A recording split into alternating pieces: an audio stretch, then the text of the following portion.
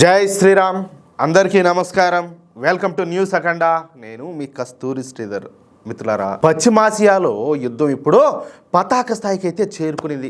America అధ్యక్షుడు Donald Trump చెప్పినట్టుగానే Iran పైన ఒక ఊహించని మెరుపు దాడి అయితే జరిగింది. కానీ ఈసారి జరిగింది కేవలం మిలిటరీ స్థావరాల మీదో లేకపోతే ఆయుధ డిపోల మీదనో కాదు, నేరుగా ఇరాన్ రాజధాని టెహ్రాన్లోని ఆయిల్ డిపోలు, అలాగే అత్యంత కీలకమైనటువంటి వాటర్ డిసాలినేషన్ ప్లాంట్ల పైన, అంటే నీటి శుద్ధి కేంద్రాలపైన అమెరికా అయితే విరుచుకుపడింది.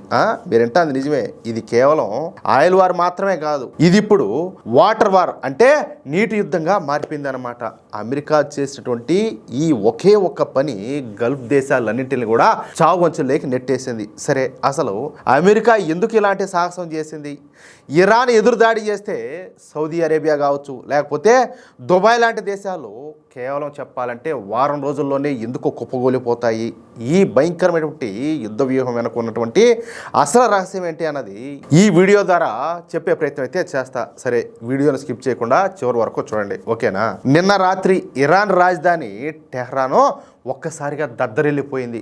ఆకాశం అంతా కూడా నల్లటి పొగమేఘాలు గమ్ముకున్నాయి. అమెరికా సహకారంతో ఇజ్రాయెల్ జెట్స్ ఇరాన్ గుండెకాయ లాంటి షెహ్రాన్ ఆయిల్ డిపోల పైన బాంబుల వర్షాన్ని అయితే కురిపించాయి. ఈ డిపో ఇరాన్ సైన్యానికి, అంటే ఐఆర్జీసీకి ఇంధనాన్ని సరఫరా చేసేటటువంటి ప్రధాన కేంద్రం అన్నమాట. ఈ దాడితో ఇరాన్ మిలిటరీ కదలికలకు పెద్ద బ్రేక్ అయితే పడింది. అయితే అమెరికాతో ఇక్కడతో ఆగల.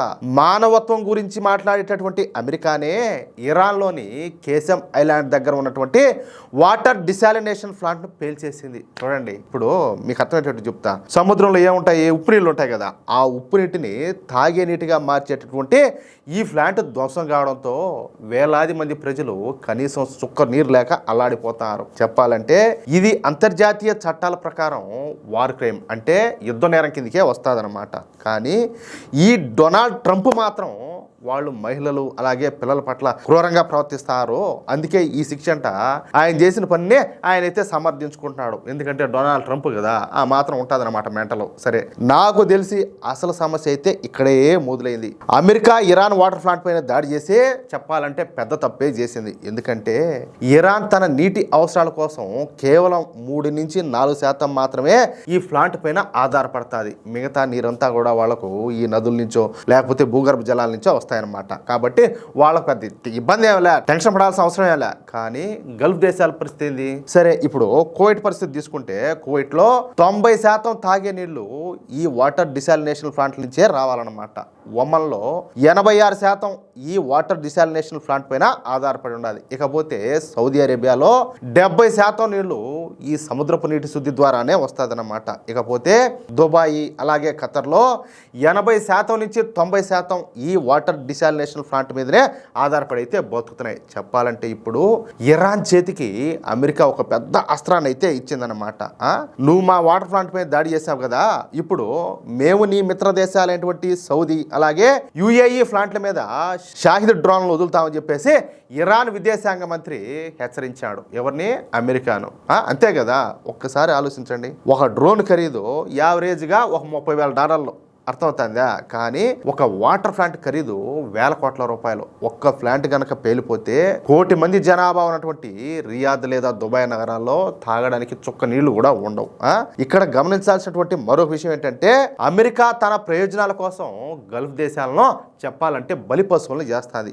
అమెరికాకు ఎక్కడా కూడా వాటర్ ప్లాంట్ల మీద ఆధారపడాల్సిన అవసరం అయితే లేదు. అందుకే వాళ్ళకు భయం కూడా లేదు. కానీ గల్ఫ్ దేశాల పరిస్థితి అది కాదు. అందుకే ఇప్పుడు అవన్నీ కూడా గజ గజ గజ ఉనికిపోతున్నాయి. మా భుజం మీద తుపాకి పెట్టి మీరు ఇరాన్ మీద కాలుస్తారు, ఎదురు దెబ్బ తగిలితే ప్రాణాలు పోయేది మాయే కదా అని చెప్పేసి సౌదీ అరేబియా కావచ్చు అలాగే యుఏఈ నాయకులు భయపడి చేస్తారు. కేవలం వారం రోజులు నీళ్లు లేకపోతే ఆ ఎడారి దేశాల్లో ప్రజలంతా కూడా ఏ విధంగా బతుకుతారు? అంతెందుకే స్వామి, లక్షలాది మంది వలస కార్మికులు, అంటే మన భారతీయులు కూడా గల్ఫ్ దేశాల్లో ఉన్నారు. యుఏఈ కావచ్చు, దుబాయ్ కావచ్చు, కువైట్ కావచ్చు, అన్ని దేశాల్లో ఉన్నారు కదా.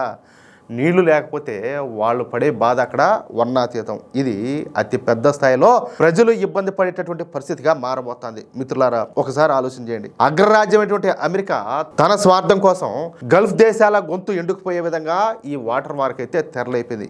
ఏం చేస్తున్నాడు తెలిసిన ఈ డొనాల్డ్ ట్రంప్ ఇటు అమెరికాను కొట్టి ఇరాన్ ద్వారా ఈ గల్ఫ్ దేశాలన్నింటినీ కొట్టించి మొత్తానికి ఈ అరబిక్ కంట్రీస్ ఏవైతే ఉన్నాయో ఇస్లామిక్ దేశాలు వాళ్ళకే పెడతాడు, కొట్టుకొని చావంటారు అని చెప్పేసి. ఇరాన్ వాళ్ళు ఎట్టా పోయి అమెరికా మీద దాడి చేయలేరు, అంత సీన్ లేదు. కాబట్టి వీళ్ళు ఏం చేస్తారు, అమెరికా ఎయిర్ బేస్లు ఇవన్నీ కూడా వాళ్ళ స్థావరాలన్నీ కూడా మిలిటరీ క్యాంపులు ఇవన్నీ కూడా ఈ అరబ్ దేశాల్లో ఉన్నాయి. వాళ్ళు పోయి వీళ్ళ మీద దాడి చేశారు. ఈ నష్టపోతుంది ఎవరు? అర్థమైందా మీకు? అది కథ. ఇరాన్ గనుక ప్రతీకారం తీర్చుకుంటే ఆ ఎడారి దేశాల్లో ఉన్నటువంటి కోట్లాది మంది భారతీయుల పరిస్థితి ఏంది? ఇది కూడా ఒకసారి ఆలోచన చేయాలి కదా.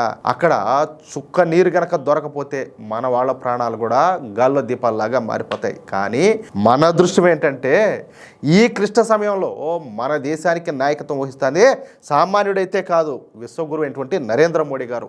గతంలో ఉక్రెయిన్ యుద్ధం జరిగిన, సుడాన్ అట్టుడికిపోయిన ఆయా దేశాల అధినేతలతో మాట్లాడి మన భారతీయులను సురక్షితంగా వెనక్కి తీసుకొచ్చినటువంటి ఘనత మన మోడీ గారిది, మన బీజేపీ ప్రభుత్వాన్ని. ఒకవేళ ఇప్పుడు మన దేశంలో మోడీ గారు కాకుండా ఆ బలహీనమైనటువంటి సూడో సెక్యులర్ కూటమి ప్రభుత్వంలో ఉండుంటే ఈ పాటికి మన దేశ పరిస్థితి ఏమైండు? విదేశాల్లో ఉన్నటువంటి మన సోదరుల ప్రాణాలకు గ్యారెంటీ ఇచ్చే నాదుడే ఉండేవాడు కాదు. అవునా కాదా? హిందూ ధర్మాన్ని, భారతీయుల ప్రాణాలను ప్రాణప్రదంగా భావించేటటువంటి భారతీయ జనతా పార్టీ ప్రభుత్వం ఉండాలి కాబట్టే ఈరోజు ప్రపంచం మొత్తం కూడా అట్టుడికిపోతా ఉన్నా కూడా భారత్ మాత్రం ధైర్యంగా స్థిరంగా నిలబడగలుగుతుంది.